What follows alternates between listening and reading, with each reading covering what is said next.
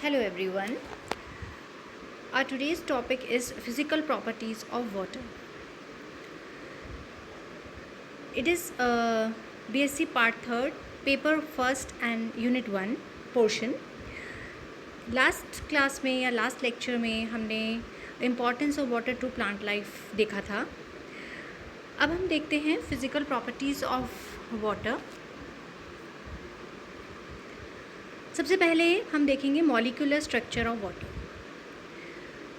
जैसा हमें पता है, लोअर क्लासेस में हमने पढ़ा है कि वाटर मॉलिक्यूल जो है वो हाइड्रोजन और ऑक्सीजन आयन से मिलके बनता है. एक ऑक्सीजन और 2 हाइड्रोजन कोवलेंट बॉन्ड द्वारा जुड़े रहते हैं. ऑक्सीजन पर negative charge, partially negative charge होता है और हाइड्रोजन पर भी स्लाइटली पॉजिटिव चार्ज होता है. इसी वजह से यह एक डाइपोलर मॉलिक्यूल है और इलेक्ट्रिकल पोलैरिटी दिखाता है. अब देखते हैं हम हाइड्रेशन शेल.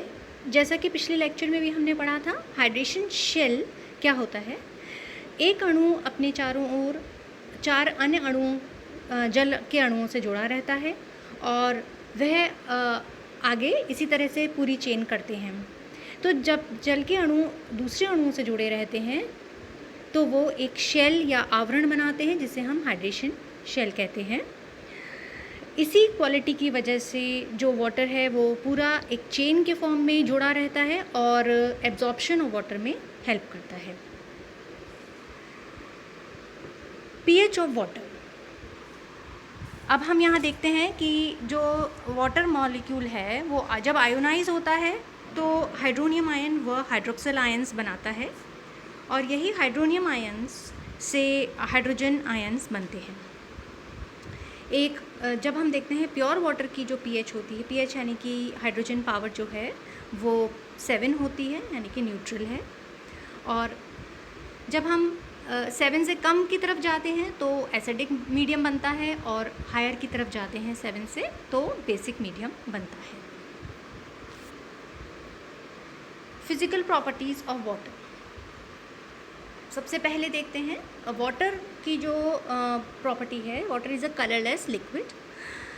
यहाँ पर इसकी ये कलरलेसनेस एक पॉजिटिविटी है कि जैसे ही जो बड़े बड़े ओशंस हैं, सी है, वहाँ पर जब हम देखते हैं तो जो प्लांट बॉडीज़ हैं उनके लिए ये लाइट पेनिट्रेशन में हेल्प करता है और वहाँ के जो प्लांट्स हैं वो फोटोसिंथेसिस कर पाते हैं और पूरी लाइफ अपनी वहाँ पर लीड कर पाते हैं.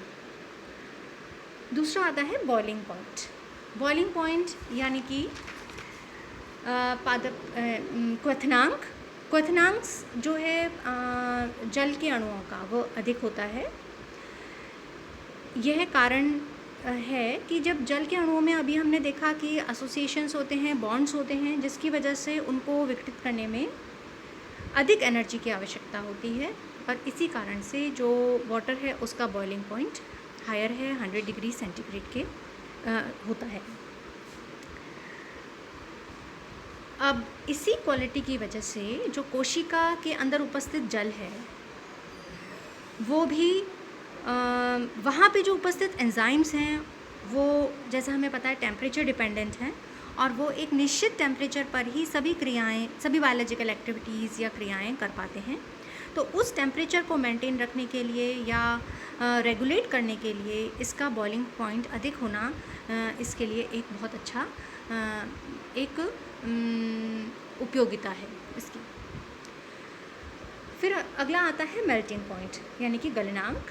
जल का गलनांक भी अधिक होता है और यह इसके इंटरमॉलिक्यूलर जो बॉन्ड्स हैं, स्ट्रॉन्ग इंटरमॉलिक्यूलर बॉन्ड्स की वजह से हो पाता है. फिर है स्पेसिफिक हीट या विशिष्ट ऊष्मा. जल की लिक्विड अमोनिया के बाद जल की विशिष्ट ऊष्मा सर्वाधिक होती है. यह वह ऊष्मा होती है जो किसी भी पदार्थ का तापमान 1 डिग्री तक बढ़ाने में आवश्यक होती है. इस कारण से हम देखते हैं कि जो प्लांट्स में उपस्थित जल है वह उसकी जो गर्म होने की जो प्रक्रिया है वह धीमी होती है और यह एक टेम्परेचर रेगुलेटर की तरह कार्य करता है. फिर आता है हीट ऑफ वेपराइजेशन.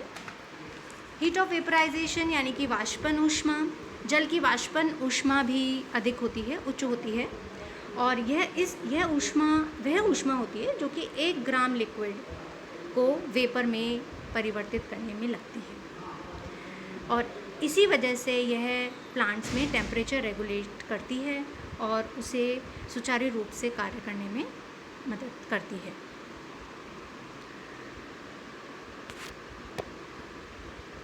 फिर आता है डेंसिटी।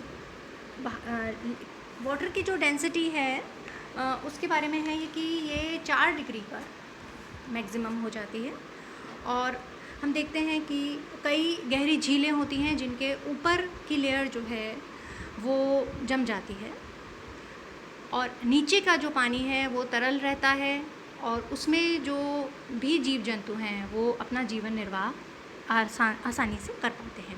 तो ये इसकी क्वालिटी है कि यह 4 डिग्री पर अपना अधिकतम घनत्व दिखाती है। Surface tension. सरफेस टेंशन यानी कि पृष्ठ तनाव, यह बल भी जल की सतह पर क्रियाशील होता है, एवं इस गुण के कारण ही पादपों में हम जो वाटर एब्जॉर्प्शन है और मिनरल एब्जॉर्प्शन है वह हो पाता है। Tensile strength. टेंसिल स्ट्रेंथ जैसा कि हमने पिछले लेक्चर में भी पढ़ा था कि पादपों में कोहेसिव और एडेसिव बॉन्ड्स होते हैं। कोहेसिव और एडेसिव बॉन्ड्स से मतलब है, कोहेसिव मतलब जो कि समान अणुओं में होते हैं, बंध पाए जाते हैं, और एडेसिव मतलब जो असमान अणुओं में बंध पाए जाते हैं, जिनके कारण वाटर जो है वो अपने स्वयं के एवं दूसरे अणुओं के साथ जुड़कर एब्जॉर्प्शन में एब्जॉर्प्शन में मदद करता है। तो इन्हीं कारणों से, इन्हीं फिज़िकल प्रॉपर्टीज़ की वजह से जो प्लांट के अंदर जो वाटर है वो विभिन्न बायोलॉजिकल एक्टिविटीज़ को क्रियान्वित करने के लिए मदद है एवं अपना रोल प्ले करता है।